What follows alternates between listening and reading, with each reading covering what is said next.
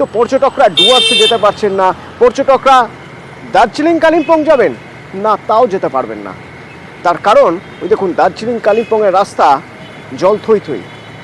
তিস্তায় জলস্তর বাড়ছে, আর তিস্তায় জলস্তর বাড়ার ফলে কি হয়েছে, তিস্তা বাজার, পেশক, জোরবাংলো এই রাস্তা বন্ধ করে দিতে হয়েছে। 10 নম্বর জাতীয় সড়ক দিয়ে খুব আস্তে গাড়ি চলছে।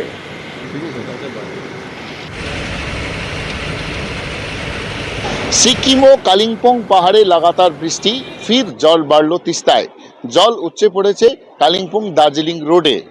আজও দার্জিলিং আর কালিম্পংয়ের সড়ক যোগাযোগ থাকছে বন্ধ।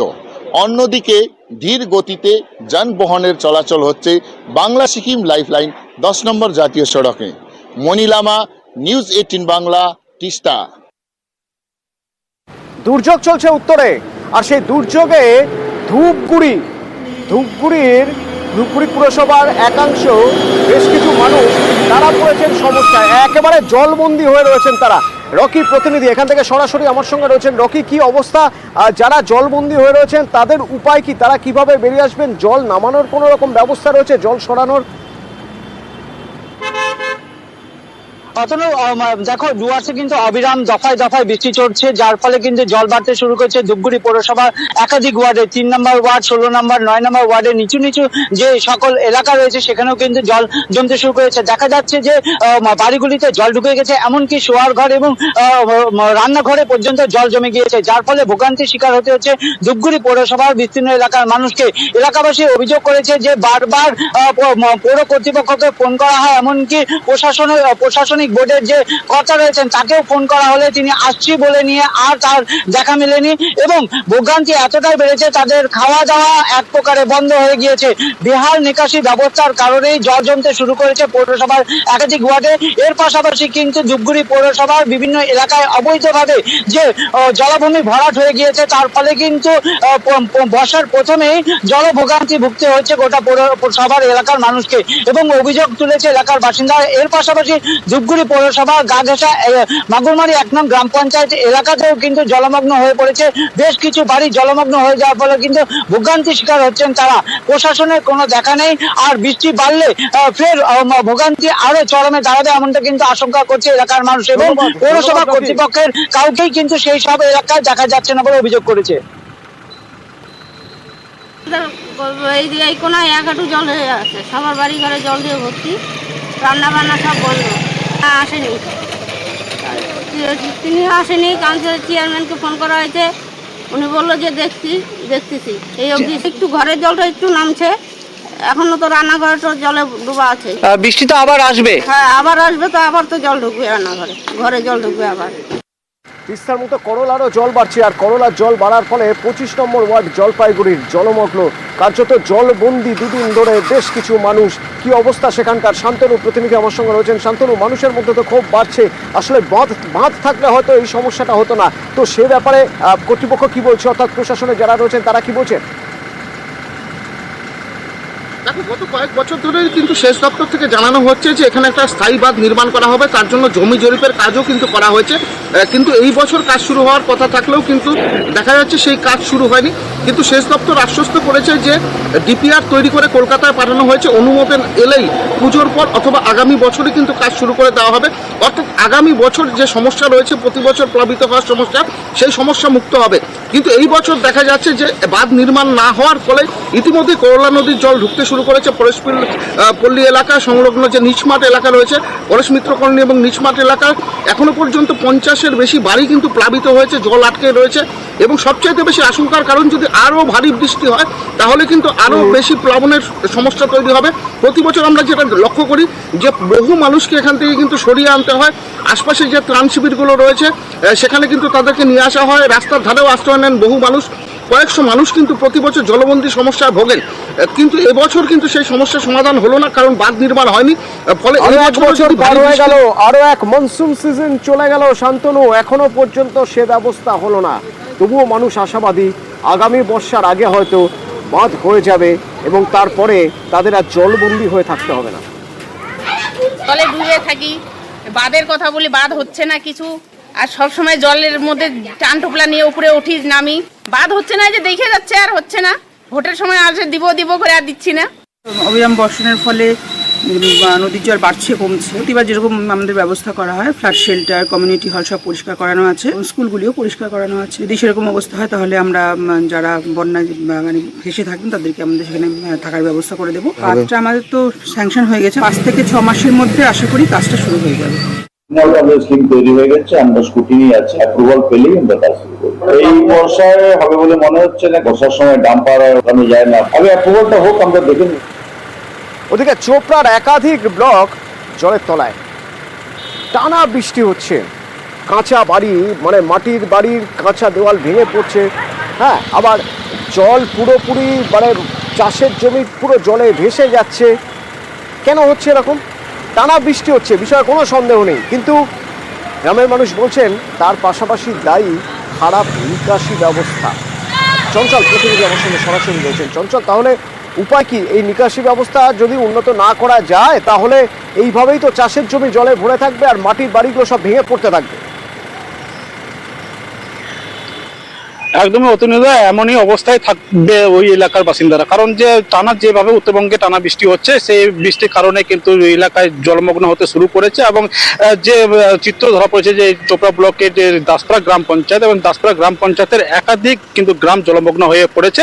ওখানে গ্রামবাসীদের অভিযোগ রয়েছে যে দীর্ঘদিন ধরে ওই এলাকায় নিকাশি ব্যবস্থা না থাকাতে আজকে এই দুর্ভোগের মুখে পড়তে হচ্ছে গ্রামবাসীদের দীর্ঘদিন ধরে একটা প্রশাসনের কাছে দাবি তুলে আসছেন, কিন্তু কাজ কিছু হয়নি, এমনটাও কিন্তু অভিযোগ করছেন। তবে নিকাশি ব্যবস্থা না থাকাতে জলমগ্ন হয়ে পড়েছে গোটা এলাকা, এবং এই জলমগ্ন হওয়াতে চাষের জমির পাশাপাশি কিন্তু যেসব কাঁচা বাড়ি রয়েছে সেই সব কাঁচা বাড়িও কিন্তু ক্ষতিগ্রস্ত হতে শুরু করেছে। তবে গ্রামবাসীদের একটাই দাবি, দ্রুত যাতে এই নিকাশি ব্যবস্থা ঠিক করা হোক, এমনটাই দাবি তুলেছেন গ্রামবাসীরা।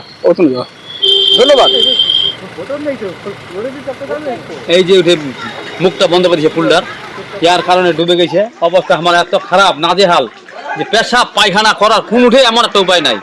গরু বাছুর ছাগল বাহারত রাখিছি মানুষের জায়গা, কোনো উপায় নেই। আর এই মুরগির খাইলা ডুবে গেছে, মুরগিলা যে রাখবো কোথায় সেরকম জায়গা নাই। দাবি কি এটা আমাদের একটা সুরাহা করা দরকার, যে আমার জলটা কোন দিক দিয়ে কিভাবে যাবে। ওদিকে মাথা ভাঙায় মানসাই নদী আতঙ্ক বাড়াচ্ছে, কারণ প্রচণ্ড বৃষ্টি, জলস্তর বাড়ছে আর মানসাই পাড় ভাঙছে, আস্তে আস্তে করে গিলে খাচ্ছে জমি। মানুষ রয়েছেন আতঙ্কে। রাজেশ প্রতিনিধি সরাসরি আমার সঙ্গে রয়েছেন। রাজেশ, কতটা জমি এখনো পর্যন্ত মানসাইয়ের বুকে চলে গেল, আর বাকি কি অবস্থা সেখানকার? যারা এই জায়গায় রয়েছেন তারা কিভাবে রয়েছেন?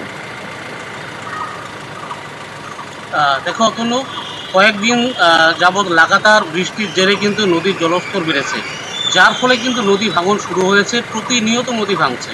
এই মানসাই নদীর ভাঙনে কিন্তু ঘুম উঠেছে মাথাভাঙা 2 ব্লকের ভোজনের ছোড়া গ্রামের নদী তীরবর্তী এলাকার সাধারণ মানুষের। তাদের যেটা দাবি, প্রতি বছরই বর্ষার সময় নদী ভাঙে, কারণ অনবরত বৃষ্টিতে জলস্তর বেড়ে গেলেই কিন্তু নদী ভাঙন শুরু হয়। এই বছরও কিন্তু প্রতিদিন নদী ভাঙছে, যার ফলে কিন্তু ইতিমধ্যেই প্রায় বেশ কয়েক বিঘা জমি কিন্তু নদী গর্ভে চলে গেছে, এবং সেই নদী ভাঙন কিন্তু ধীরে ধীরে গ্রামের দিকে এগিয়ে আসছে। একটি মাটির বাঁধ রয়েছে, সেই ভাঙন কিন্তু সেই মাটির বাঁধের কাছেই চলে এসছে, এবং সেই মাটির বাঁধ যদি ভেঙে যায় প্রায় 3টি গ্রামের কয়েক হাজার মানুষ কিন্তু সর্বশান্ত হয়ে যাবেন। এই চিন্তায় কিন্তু তারা ঘুমোতে পারছেন না রাতে, এমনটাই দাবি গ্রামবাসীদের। তাই আপৎকালীন যেন এই নদী ভাঙন রোধে। ধন্যবাদ।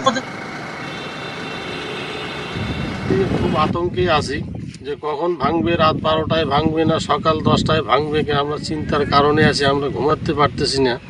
কারণ বাঁধটা আপনারা দেখতেই পারতেছেন যে আর 2-3 ফুট আছে বাঁধের, এইটা ভাঙন হলে আমাদের বাড়িতে জল ঢুকে যাবে, আমরা বাড়িতে থাকতে পারবো না। আমরা চাই ইমিডিয়েটলি একটা প্রশাসনের তরফ থেকে আপাতত যে কোনো ব্যবস্থা করে, ইঞ্জিনিয়ার আইসে সাহেব যদি দিকে যে কোনো একটা ব্যবস্থা করে, হ্যাঁ, যাতে বাঁধটা থাকে। চুচুড়ায় যেন মোড়েও শান্তি নেই। আসলে চুচুড়ার যে শ্মশান, সেই শ্মশানের যান্ত্রিক ত্রুটির জন্য সেখানে কাজ চলছে, সে শ্মশান যাতে মেনটেন্যান্সের কাজ চলছে সেখানে। আবার সব সংরক্ষণের জন্য, সব দেহ সংরক্ষণের জন্য যে P7, সেই P7 বিকল হয়ে পড়ে রয়েছে। তাহলে এবার আপনজন মারা গেলে তাকে নিয়ে কত দূরে কোথায় যেতে হবে দাহ করার জন্য বা বডি প্রিজার্ভেশনের জন্য, সোমনাথ প্রতিনিধি আমার সঙ্গে সরাসরি রয়েছেন। সোমনাথ, কতটা দূরত্ব যেতে হবে যদি এই শ্মশান এবং এই P7 এই দুটো যখন কাজ করছে না, তাহলে দেহ সংরক্ষণ করতে বা দেহ দাহ করাতে কত দূর যেতে হবে মানুষকে? দেখো অতনুদা, এখান থেকে যেতে গেলে প্রায় অনেকটাই যেতে হবে, প্রায় চন্দননগর। এখান থেকে বিভিন্ন চুঁচুড়া শহর এবং আশেপাশে যে গ্রাম থেকেও এই চুঁচুড়ায় যে শ্যামবাবুর ঘাট যে বিদ্যুৎ চুল্লি রয়েছে, সেই চুল্লি দীর্ঘদিন ধরে বন্ধ রয়েছে। এর জন্য মানুষে এসে মৃতদেহ নিয়ে এসে তাদের ফিরে যেতে হচ্ছে। কেন ফিরে যেতে হচ্ছে তারা জানে না যে এই বিদ্যুৎ চুল্লি দীর্ঘদিন ধরে তাদের বন্ধ রয়েছে এবং P7 যেটা রয়েছে সেটাও দীর্ঘদিন ধরে বন্ধ রয়েছে। যারা বাইরে চাকরির সূত্রে যারা বাইরে থাকে, তাদের পরিবারের কেউ যদি মৃত হয়, সেই মৃত দেহকে নিয়ে এসে এখানে এসে তারা প্রিজার্ভ করতে পারছে না এবং তাদের এই মৃতদেহকে নিয়ে বিভিন্ন জায়গায় ঘুরতে হচ্ছে। এবং ত্রিবেণী যে ঘাট রয়েছে, ত্রিবেণী যে শ্মশান ঘাট রয়েছে, সেই বিদ্যুৎ চুল্লিও কিছুদিনের জন্য বন্ধ রয়েছে, যে তাদের ওখানে সংস্কারের কিছু বিদ্যুতের সংস্কারের কাজের জন্য বন্ধ রয়েছে। এবং মানুষে এসে এই এত অসুবিধার মধ্যে পড়ছে যে, এবং তাদের সঠিক উত্তর কারোর কাছে পাচ্ছে না যে কবে এই বিদ্যুৎ চুল্লি কবে থেকে এই ঠিক হবে এবং কবে থেকে এটা চালু হবে। অতনুদা, ধন্যবাদ। আজকে 15 দিন হয়ে গেল বন্ধ হয়েছে। P7টা আজকে 5-6 মাস হয়ে গেল বন্ধ হয়েছে। কারণ মানুষ আসছে, এসে ফিরে যাচ্ছে, মাঝে একবার সারালো, সারিয়ে কোনো কাজ হলো না P7টা। সবাই চায় যে এই P7টা চালু হয়ে গেলে খুব ভালো হয়।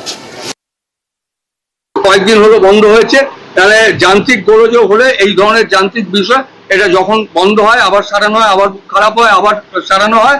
এবং এর ভেতরে আমরা অলরেডি টেন্ডার প্রসেস যেসব পরে বড় আকারে এটা হয়েছে সেগুলো করছি, আর কয়েকদিনের ভেতরে হয়তো চালু হয়ে যাবে। কারণ এগুলো তো যে কোনো লোক করতে পারে না, বিশেষ লোক আছে, তাদেরকে ডেকে এনে এগুলো করাতে হয়। মানুষের একটু অসুবিধা হচ্ছে, তারা বড়চণ্ডীতলা ঘাট ওখানে যাচ্ছে, এটা সবসময় এটা হয়।